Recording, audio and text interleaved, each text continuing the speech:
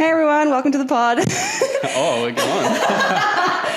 Yeah, that's pretty much as quickly as it happens. Yeah. Okay, I'm here with Billy. He is one of my friends, and I'll give you some context of why Billy's here talking with me today. So yesterday, because I've been off Instagram for like a year and 2 months, and then I had a conversation with Billy at a party a few months ago. And it was awesome. It was one of those conversations that's like unforgettable. Like on the drive home, I called Justin and I was like, you would not get over the conversation I had with Billy. It was so nice. And then at the end of the night, he said the nicest thing and blah, blah, blah. It was really lovely. Anyway, so then he has been reading this book, The Artist's Way. And one of the things in it is to like communicate to the people who have inspired you in some way. And he sent me the nicest message last night being like, hey, I haven't been able to find you to contact you, but I really wanted to say this message to you. So he said the thing and it was the most beautiful thing in the entire world. And then next thing you know, we were in this conversation and I was like, oh my God, can you be on the podcast? Because guys, Billy is insanely smart. He's a fucking genius in the best way, in the way that I care about the most, in the way that I think the world needs to hear what he has to say. Anyway, so like no pressure to Billy, but we're just going to have a chat. Sorry, I think it was a big hype up. But yeah, so I don't really know what we're going to talk about. We had like a general like topic gist, but we thought we would just riff, and I just really want you guys to hear his brain because he is a phenomenal human being. And so that was all just literally like last night, and here we are the next day at 10 a.m. recording in his apartment. So I'm going to let you introduce yourself. Yeah. Just be yourself, say whatever you want, tell us your whole life story if you like, or whatever. Do whatever you like. Here you go. Okay. So my name's Billy, and yeah, just really privileged to be on the podcast today with Esther. You're just like, we met through a mutual friend probably like a year ago and had some good chats, and every chat I've had, you've just been so like, just had such a good energy, and it's so contagious. And then, it has been like really inspiring. So that's why I shot you that message, because genuinely you just ooze such an authentic presence, which is like so epic. And so nice. When we're at that last party, Esther just gave me like a really kind word, more or less to like affirm some of my thoughts that I'd been having, some steps in my life I want to take, and you just really spoke into that. It was really affirming for me. So for a little bit of like context behind the scene in my life, what I was working on was this like blog, Life of Least Resistance, and I was sort of throughout my own experiences like just riffing on how can I live a life where I'm making my highest contribution, having a healthy sense of ambition, but just remaining so present day to day. And that, I think that's so difficult to, it's really difficult to, I suppose, live that way in the hustle and bustle of like Southeast Queensland on the Gold Coast. That's really difficult. Anyway, so, I've been writing this blog and it's been behind the scenes. I didn't know how to launch it, and I sort of felt like a bit of an imposter. And then I chatted to you and I was like, oh, it was really cool. You sort of affirmed that I'd had those character traits, which was really nice. So that's me. A little bit of context on us. There you go. Thanks. So what were you last night when we were talking and you were like, oh, there's actually been something that's been sort of flying around my head, and I was like, oh my God, that's perfect. Can you tell everyone about that and expand on that a little bit? Yeah, okay. So a consistent thought that I've had in my head lately is this idea of if you sow in the east, you reap in the west. I didn't make that up. I had someone tell me that one day. It's like this real estate guy. He's like owns a bunch of properties, and he's like a self-help guru, or I don't know, whatever he calls himself. But he said sometimes you sow in the east and you reap in the west. But it's just sort of been popping back up to me in my life lately, and I take that to mean that sometimes if you're so focused on trying to succeed in one element of your life, you can't really get it.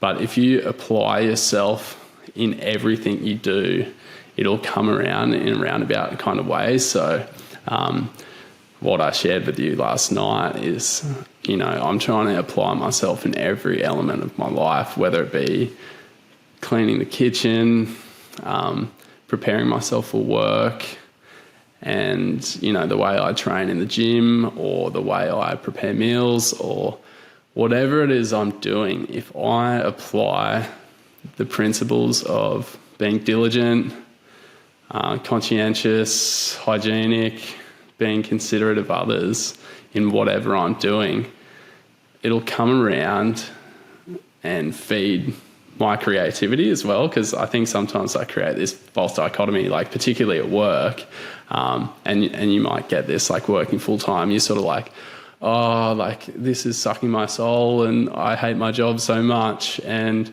this is holding me back from being creative.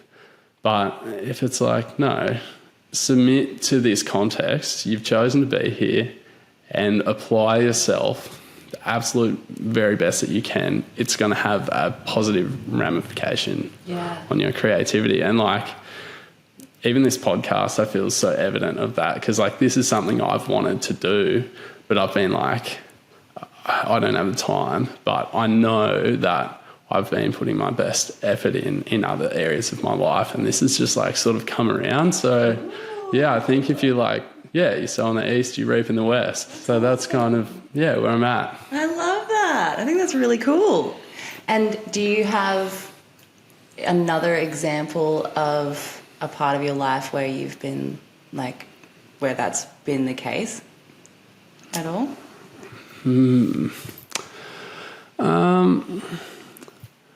I don't have a specific example, but I think I find that to be true in all elements of your life. Like, I'm fascinated by opposite tensions, in the sense that like I probably lean towards hypertension, in the fact, like when I was a bit younger, I'd be like so overly intense with like what I wanted to do, and it was like the harder I tried at that, it was like the more it would elude me.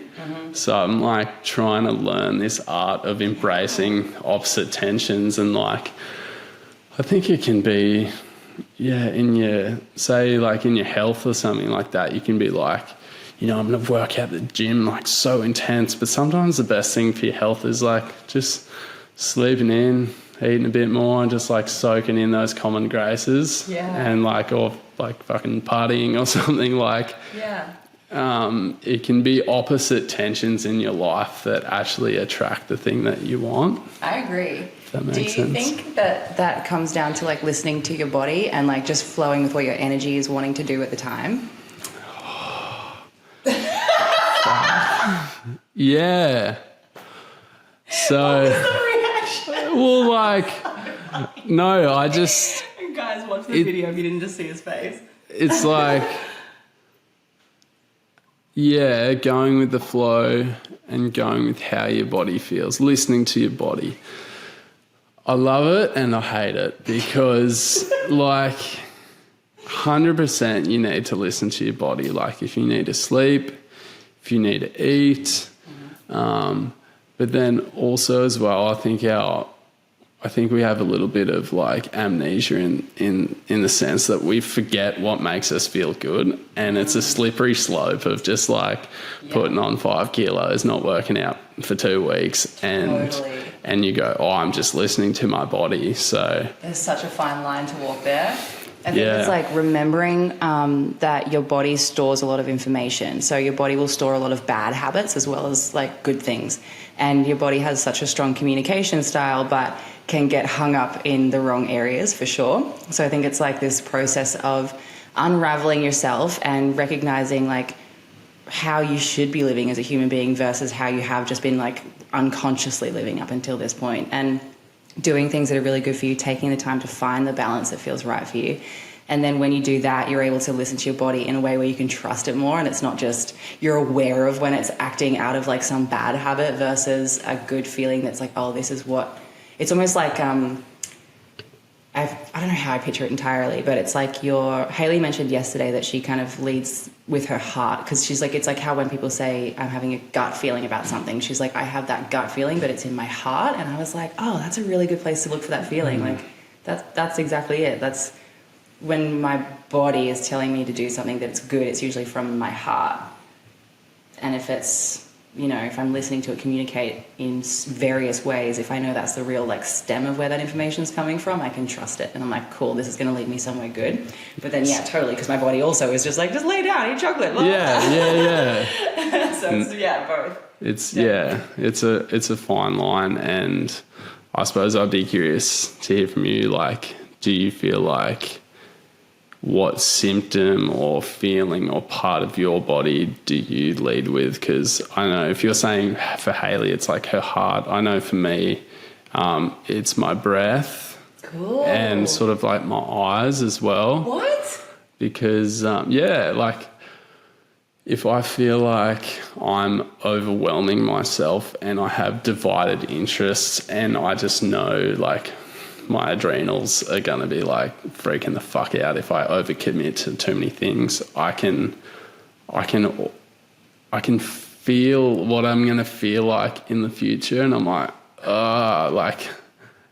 it feels real strange. That's cool. So I can feel just like a real pure energy in my eyes. What? And that to me is a symptom that leads. So I'd be just really curious for you, like, wow, how your body affirms when you can listen to it or should listen to it. Okay, good. When does it? Okay, so I get goosebumps all over my body when I have a situation where I've realized something, or a puzzle piece kind of falls into place, like an epiphany moment, or a moment where I'm reaffirming that something's like really good, or if there's just a really deep truth. Like, it's like a big yes. Like, I'm getting chills now. Look. You are. So, yeah, big, like, whole body goosebumps. And I also I've got hyperhidrosis. So, like, I'm really sweaty as a person in general. Like, that's why I'm wearing socks with my sandals, because my feet are really sweaty and I would literally make puddles on your floor. And you can totally do that if you want. It's so fun. Whatever's more comfortable this way.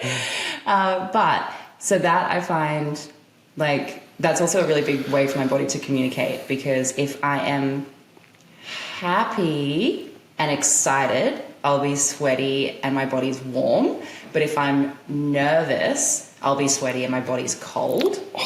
So weird, hey? And then... No, I'm picking up what you're putting down. Seriously? On the hot and cold thing. I don't know what that means, so tell me about that in a second. Yeah. Because that, to me, I was just, like, I've only noticed it, but I haven't actually looked further into that. Yeah. And then, what's the other way? And then when I'm, like, just at home and I'm painting and I'm in this, like, ultimate state of calm, I'm just not even sweaty, like, at all. Like, that for me is, like, complete body peace. I'm so calm when I'm painting, which is awesome. Like, I'll even get sweaty doing my own podcast, like, just by myself at home, sweaty fuck. But, like, hot sweaty. And then my... just under my ribs, like where my stomach is, that communicates a lot to me. I have to decipher between nervousness and excitement there. And what else? My heart, I get really fluttery when I'm going towards something that's really good and exciting, like a future thing that I have to do, that I'm like, oh my God, I've realized the next step in the path that I have to take or whatever. I get this like flutter in my heart, and it feels like I can feel the future version of myself or something already. And it's like I'm tapping into that frequency that I'm on there, and I'm like, oh my God. So that's like I think of so far. That's so cool. And I think that's so important as well, because something I've found in my life is, I suppose, the difficulty trying to discern that positive stress, like eustress, with distress.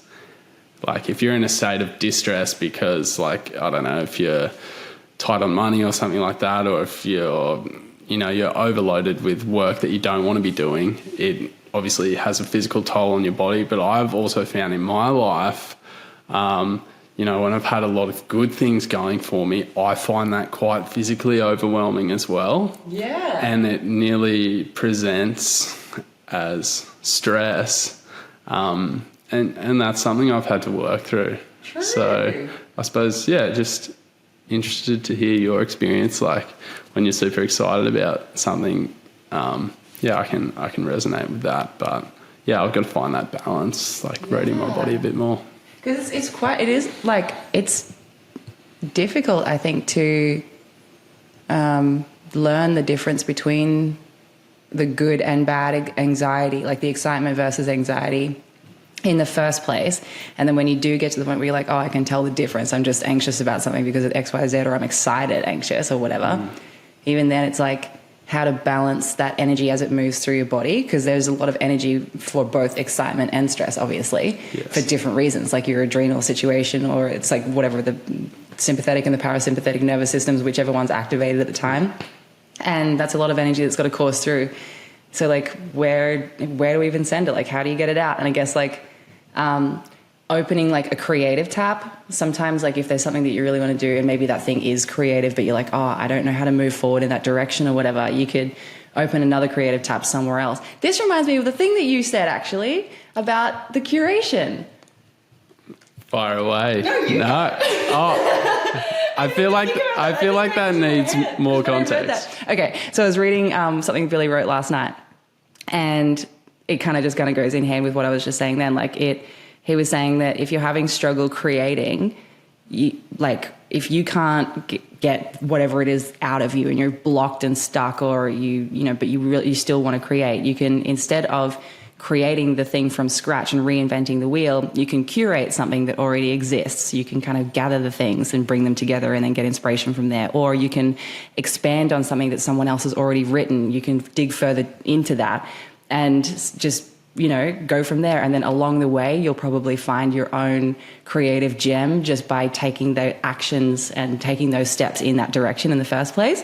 And that literally, I'd read that last night and was like, holy fuck, like he's so right. And then just then I found myself pretty much saying that as an example. And then I was like, oh my God, this is like what you wrote. So did I just give a good description of that?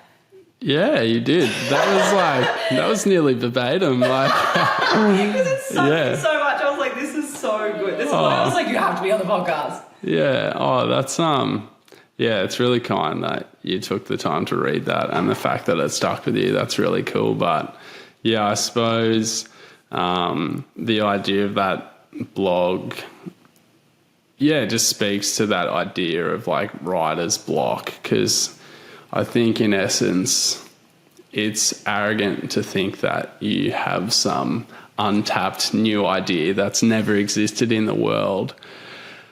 But every now and then you pop across an idea, you're like, oh, that's pretty cool, and it might be original, but you can't expect that every day. So something I've found really helpful is curating, and that could just be like a Pinterest mood board. If you don't know what to create, just like stick some shit together from other people, and that will inspire you. I think beyond curation, to dive a little bit deeper and even more basic, if you can't even curate, clean something. Cool. Why? For God's sake, clean something. Because say if your laptop desktop is a complete mess, you're not even in a place to curate. And you're definitely not in a place to create something if you can't even clean your desktop. Yeah.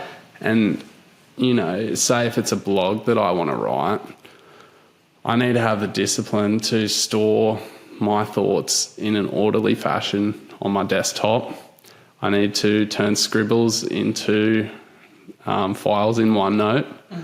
I need to have a look at my drafts that already exist, and I need to order those into categories. Cool. So if you can't create, clean. If you've got everything in order, then curate. Wow. Then you could categorize things, and then creation might come from that. But if you can't make that step straight away, just start there. That is so cool. Oh my God. What else do you have to say about creativity?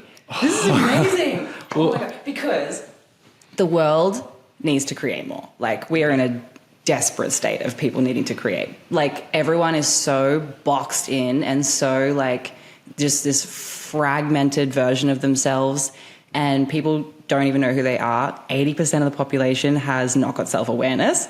Creativity, I think, builds self-awareness, and like connection and compassion and empathy, like all of these things come from actually creating something from within. Because like, yeah, you don't need to pull some idea out of the sky that's never existed before. You don't need to create something revolutionary. What to me would be the most revolutionary fucking thing that ever happened would be is if everyone just decided to drop all self-judgment and create something from within their own experience. Like that is what unique creativity would be, right? Yes. And that's exactly what people need to do, because then when they start doing that, they have so much more love for themselves. And when you have more love for yourself, you have more love for other people, because you recognize what everything that you've been through, other people have been through that or worse. And your whole worldview expands. And the next thing you know, you have way more compassion. And the next thing you know, people aren't so mean to each other on the street. And the next thing you know, the world isn't just fucking burning. So I think everyone really needs to start creating like ASAP. Yeah. Mic drop. That's. But I only have one. Yeah. I'm poor. Yeah. This is a makeshift podcast. Yeah. I agree wholeheartedly with that we do need to create more, but in the same sense, I don't think it's for a lack of want that people don't create.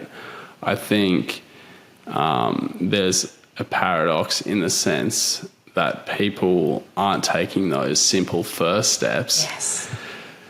And, think they have to create something magnificent rather than just being... Oh, yeah. Just being, I suppose, for want of a better word, faithful with what they have right in front of them. So, like... You might not have a DSLR, but you've got an iPhone. You can take some cool photos on your iPhone, and you can that's where I'm at the moment. I have this idea in my head that I've done a little bit of photography and stuff like that, but I have this idea in my head that's that's something I'd love to do, but it's you should do it. I've really enjoyed just taking a lot better photos on my iPhone. Yeah. And, you can have all these lofty ideas and say I want to get into film photography, so I'm going to go buy this fucking Mamiya, too many steps between you and the thing. You need to create the path of least resistance. Fucking oath. And you sit, and this is where I feel social media is a double-edged sword in the sense it's so inspiring, but you're not seeing the background work that so many creators have done with minimum resources. We just see the person with a Leica in Europe, and we think I've got to make that step from here in one step, and it's too overwhelming. So I suppose that's why I'm trying to just drill down on the basics, clean, curate. That's so good. Categorize things, and that's been really helpful for me. Good. I'm so glad that you said all of that, because that is such that's so true. When you were saying the whole cleaning thing, it made me think about my painting corner. I was painting, and I got over the hump of, because I was saying in an episode the other day that I initially would only paint once a year, because I would paint something and think, oh my God, this picture in my head, I'm a creative, there's this amazing picture in my head, I'm going to put it on a canvas right now. And I had absolutely no idea how to actually take the steps to do that. And the thing would be hideous. And I'd be wow, that was horrendous. And I would feel worse than when I originally started, because I would beat myself up. And then it was such a mess to clean up all the paint. I was fuck this, not doing it. So then I got over that part of really wanted to be painting, finally actually committed to it. And I was all right, Esther, we're going to take the same road that we took with photography. If you suck at it, just keep fucking going. And it was I'm not even kidding. I went to op shops and I would just grab all these old, ugly fucking prints or paintings, and I would just put gesso primer on them and just use them, because I was it was the equivalent of having a paper bin and just crumpling up a piece of paper and throwing it in the bin. I was next, just painting, crumpling, throwing it in the bin, next. And outside on my balcony, I don't even look after them, but there's 20 just hideous canvases of the ugliest art you'll ever fucking see. I was just practicing and practicing and practicing. And I look at it now and I can even see stuff, like even though visually I didn't really know what I was doing, I can see what was in my soul trying to come out. I love that. And it's like, it's like a little communication to myself. And I was like, whoa. And I look back at it all and I was like, there's so many messages in here that were inside me and I didn't even realize were coming out. And I like just kept going. And then I got to a point where I kind of got a bit frustrated because I got to that bit where I was able to see where I was and where I wanted to go next and didn't know how to bridge that gap. And it's kind of like what Ira Glass says about, you know, having good taste and not being where you want to be yet, but seeing the potential in yourself and seeing that you're not there and like really just wanting to get there. Yes. And just doing the work and putting in the hours and just keeping on going and pushing through that part to actually get there to the point where you're like, oh, now I am where I was hoping I would be. So I had that in front of me, you know, and I was like, okay, I'm aware that I'm in this position now. And I was looking around, I just felt kind of stuck. And I was like, fuck, like, where do I even want to go with this? Like, what's a niche? How do I niche? I don't know, blah, blah, blah, blah. Like, what do I want to do? Why am I even painting? And I looked at my art corner and it was this mess and it felt like how my brain felt. And I had no like shelving for it. It was just like, because I just started like a hurricane, it looked like that. And then I kind of got stuck and then it was like I created this mountain in front of myself of both emotions and painting products and mess. Yeah. And so then I went out and bought a shelf and then I painted the shelf because I was like, I can't be creative right now in any other way, but I want to clean this shit up. Like this was just instinctual. So when you were saying this, I was like, oh my God, like people do need to do this. It's incredible that you're putting it down to like the fine little kind of fine print to actually start at because that is so important. So I got this shelf, went outside and just spray painted the shelf bright yellow. And I was like, okay, it's really pretty now. And it dried by that afternoon. I was like, okay. And I went inside and I put all my stuff away and organized it all and made the corner nice. And I got an easel and I got some proper palettes. And I was like, okay, now I can invest in this a little bit because I'm obviously committed to doing it. So instead of getting all the gear and having no idea and then having all this stuff and then giving up on the hobby and then beating myself up for doing that, I started with what I had. I went to op shops, just like minimal shit. I already had an art box from a previous version of my life where I thought I would try and be an artist earlier on. Didn't throw that stuff away, thank God. And just used what I had and it was great. And I realized, I was like, I want to fucking do that. And so then I started doing it. And now I paint these giant things and I love them and I see all my emotions as they're coming out. And I'm still practicing. I'm still early days and I don't know what I'm going to do. People are like, oh, do you have an art page? I'm like, no. Like, do you sell it? I'm like, no. I'm like, why are you doing it? I'm like, because I fucking want to. Like, I'm getting my emotions out and that's what it's for. And I've been happier since. And it's also helped me with the podcast because look at me, like I've got fucking nothing. I'm recording this on some app and a microphone that we're sharing. And the video is my iPhone on a shitty tripod. And I'm just beginning with what I can because I just want to do it and it feels good and I'm just letting my heart out. Perfect, bro. I love that. I love this whole chat. I'm obsessed. Yeah. No, like, I love that so much because certainly one of the challenges that I've had in my creative journey is thinking that money's holding me back. Which sometimes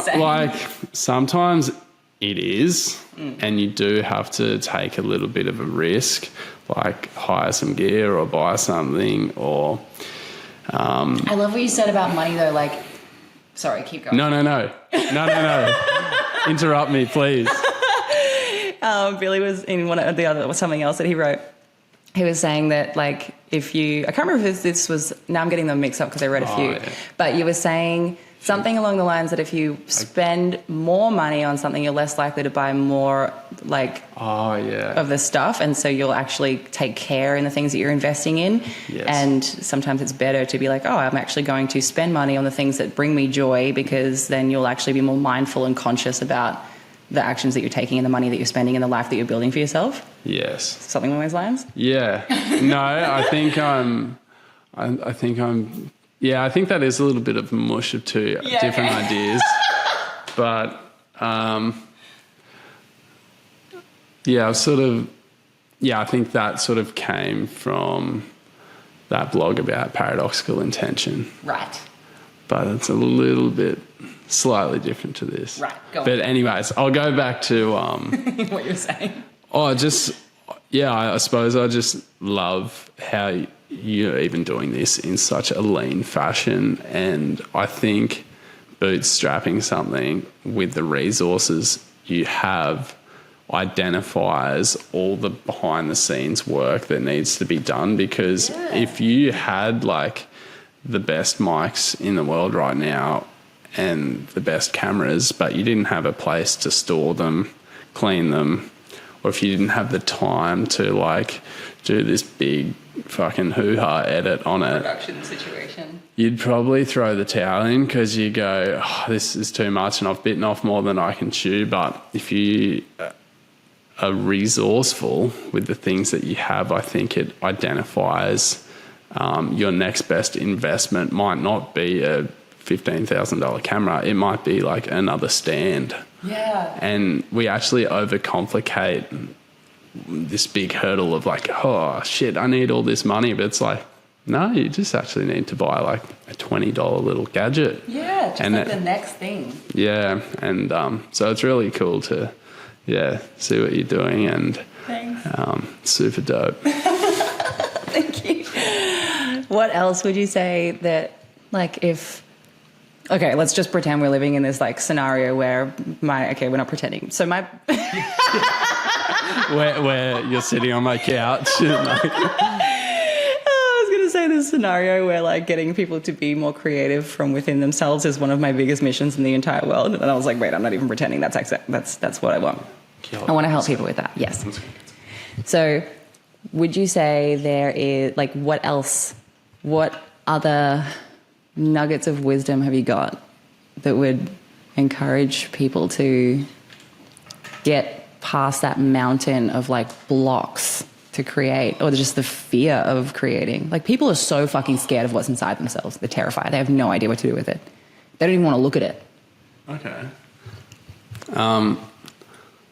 The first thing that came to mind for me is, I think one of the most creative things that you can do is take care of your body and just be healthy. So smart. Like, I sort of went through this phase where, and you might have had this, like, say if you're having a few drinks or something like that, if you're getting a bit silly or whatever, you like have all these like creative thoughts and stuff like that. It's not sustainable, and you can't reproduce that. So I think fundamentally, if you want to have a long-term creative career or creative anything, it's got to be sustainable, and you've got to be comfortable inside your own body. Totally. So I think one of the creative things you can do, one of the most creative things you can do is like have a wellness routine where you feel comfortable in your body. And even beyond that, like, this is like a complete segue, but I actually wrote this blog on uniforms. Cool. Because, like, when you're in school and stuff like that, you just have a uniform that you have to wear every day. You don't think about it. You just have to put the fucking thing on. Yeah. But then, like, you leave school and you go to uni and you go to work and you're freelancing and whatever, and you can just, like, wear whatever you want and stuff like that. But that actually causes a bit of decision fatigue every day, because you're like, oh, what am I going to wear today? Mm-hmm. Or, like, do I have my clothes prepared, or things like that. Like, that's a creative decision that can be eliminated if you sort of like create a uniform and a routine for yourself. And again, major riff, but I read this book by this guy. His name's Mihail Csikszentmihalyi or something like that. Real fucked up name, but the book's called Flow.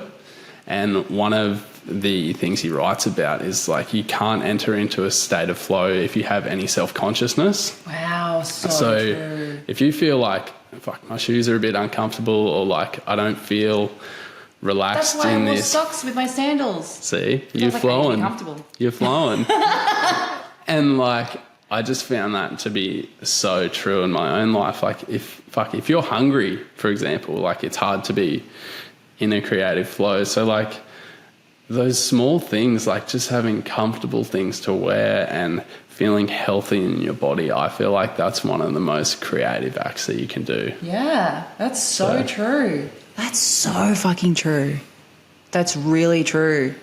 Like, if I think about any time I've ever done something creative or sat down to record a potty or to paint something, I'll go through this little like conscious, but like it's not a set routine I've set out for myself. Like my morning routine is a very set routine I do, but like this is just a series of things of just making myself comfortable. Like I'll have a shower, I'll like pour a wine, put on my favorite record, like maybe journal some thoughts out first or something, and then go create the thing or whatever. And like that's just a bunch of things that, and I'll like, if it's too windy, I'll make sure I shut like the windows or whatever. Because once I sit down, I'm in a flow state, I don't want to get up and start fidgeting and like doing all the shit that breaks me out of it, because I know it's like finding a gem when you get into it. So I want to nurture the flow state that I will be in, like as a precursor before I'm even in it. So hearing you say that, I was like, cool, that's so fucking cool.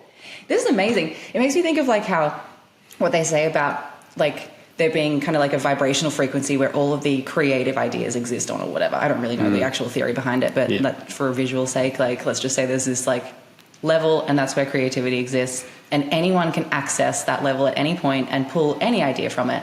But the ideas are like a collective among everyone kind of thing, and it's like multiple people will have the same idea at one point or another. It's just like, are you going to action it?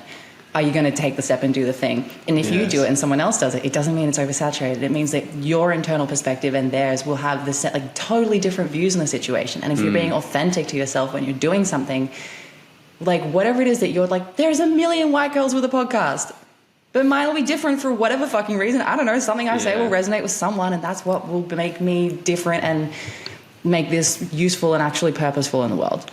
No, that's cool. I like that. It's like abundance. Yes. Oh my God, cool. Minded in the sense where, you know, if you're being authentic to yourself, you can just be so happy and free for others to be the best of themselves. It's not like if they're doing good, then my podcast isn't going to go good. Totally.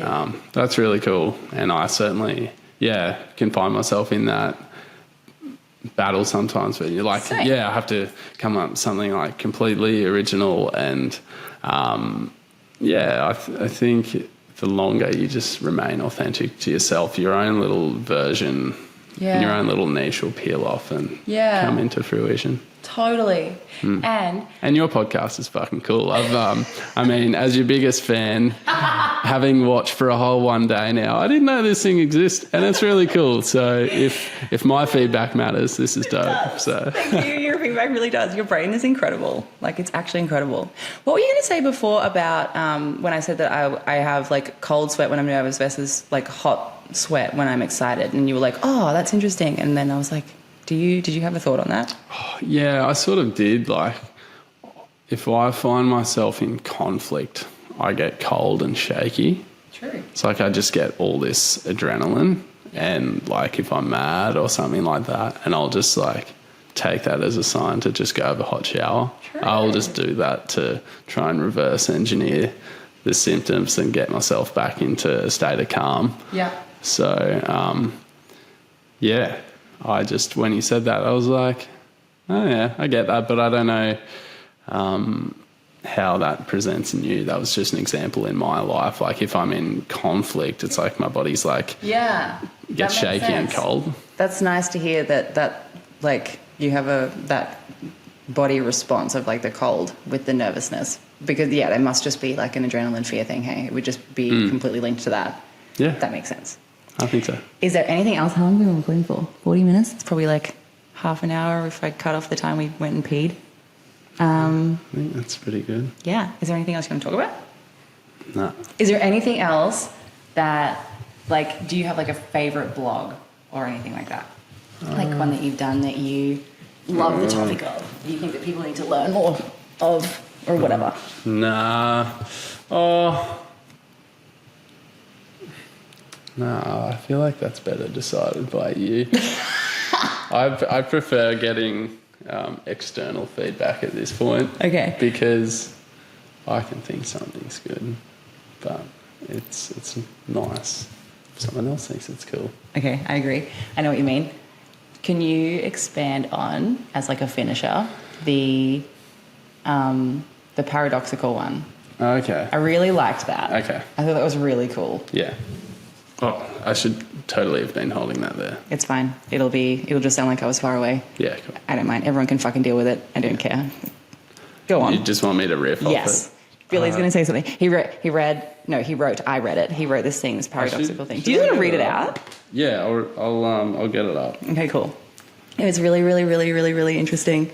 And the thing that I really like about your work is that, hang on here, I'll hold this for you. You can use your hands. Lol. The thing I really like about your work is that it's like profoundly beautiful, incredibly important, and you can just tell that you think so deeply about everything, and then you're able to bring that into the world in a digestible, bite-sized chunk that's like easy to understand.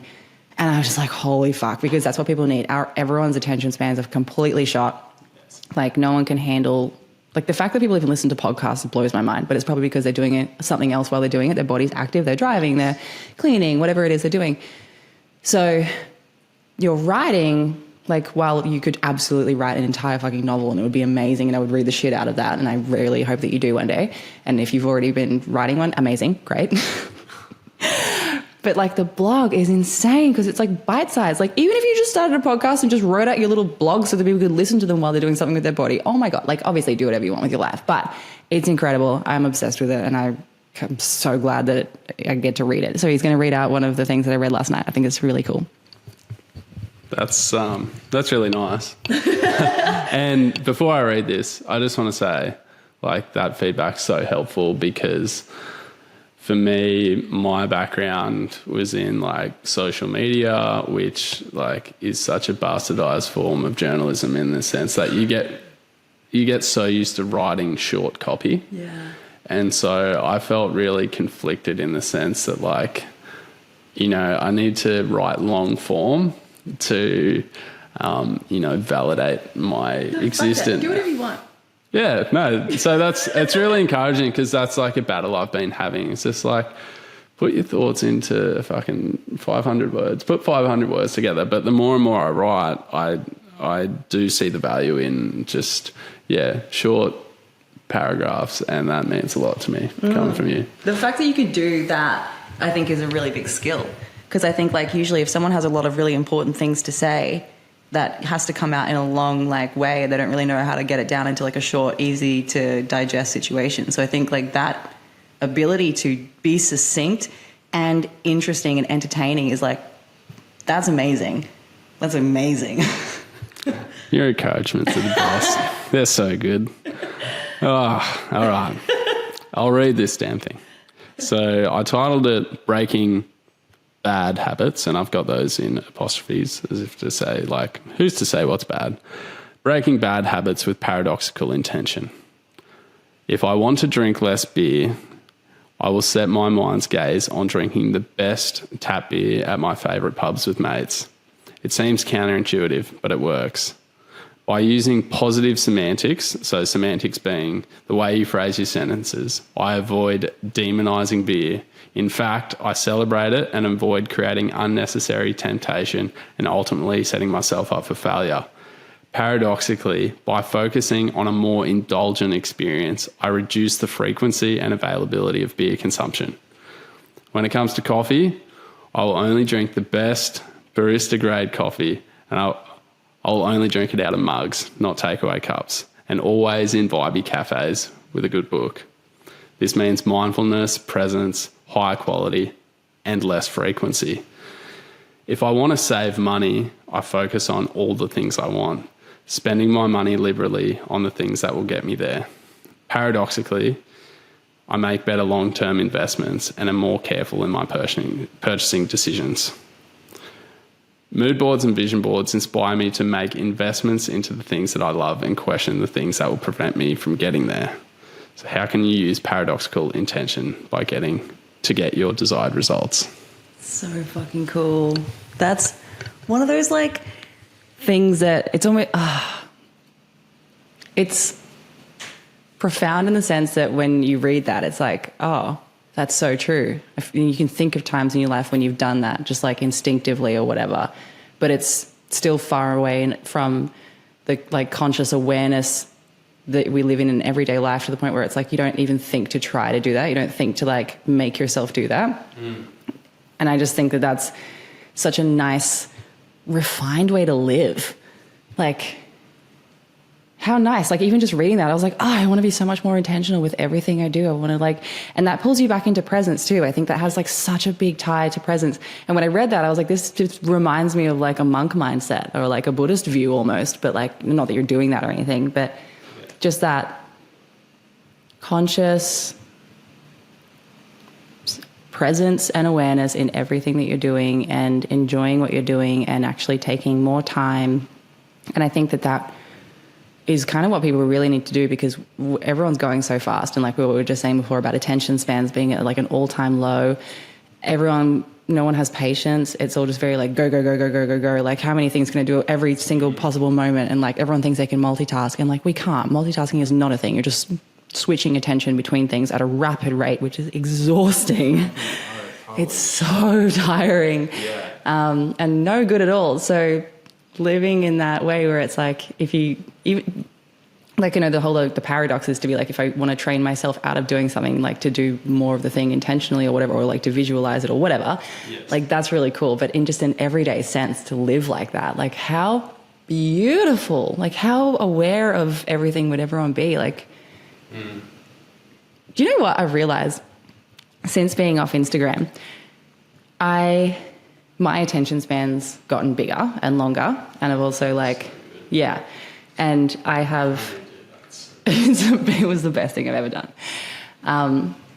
I stopped caring like about what, because I was out of that bubble. I think Instagram's this really strange bubble that everyone lives in, where it's like everyone knows what everyone else is doing, and everyone knows like, and they, you know, like all these conversations would happen at parties or whatever where everyone's like, oh, have you seen like what blah blah's doing now? And I'm like, no, I'm like, I don't care. Like their life is, none of my business. And like, there's a part of me that doesn't want anyone to know my business either, because I'm like, my life isn't any of your fucking business either. But then there's another part of me that just like unabashedly puts it out into public, because I'm like, I want to lead by example by being myself and unboxing myself as much as I can. So there's that part of me that overrules that, because it means more to me that other people do the same. So the thing I've noticed though is that like when I'm in conversations with people, it's almost like people can't even have long form conversations anymore, because like if I don't get to the point of what I'm saying in the first 2 seconds, like the attention is gone. And I'm like, man, I'm so wasted on people, because I've got so much wisdom and like so much stuff that could help the world, but because everyone's just so like ding ding ding, their brain just can't fucking settle. Or like when someone else says like one thing and then the whole conversation is just derailed and no one's actually stayed in one continuous conversation as a group for more than like 2 minutes. It's fucked up. It's actually terrifying. So so when you were saying, and I was reading that paradox thing, I was like, oh, like this is good for so many reasons. Like if people lived more like this, we would be able to actually have meaningful conversations with each other. We would actually be able to do things more as a group. We would actually be able to work together, and in turn then change the world for the better, because right now no one can cooperate because they can't fucking hold a single train of thought. The world is terrifying and I need to change it. And you are like, honestly, and I just like want to encourage you with this podcast thing. Thanks. Like not that you needed my permission. No, it's but really helpful, it is. like sincerely keep doing it, because your time and energy is so valuable, and it shouldn't be wasted on deaf ears and people that are going to interrupt you in piss poor conversations. And, you know, just before we recorded this, you were saying, you know, I'm having chats with like 5 to 8 people a day just about like what's going on in their life, which to me just sounds so fucking exhausting. Like I'm useless. Like I'll see someone calling and I'll be like, nope. Yeah, it's like just that's me. So I think this is such a generous act, like not just like creatively for your own ego or whatever.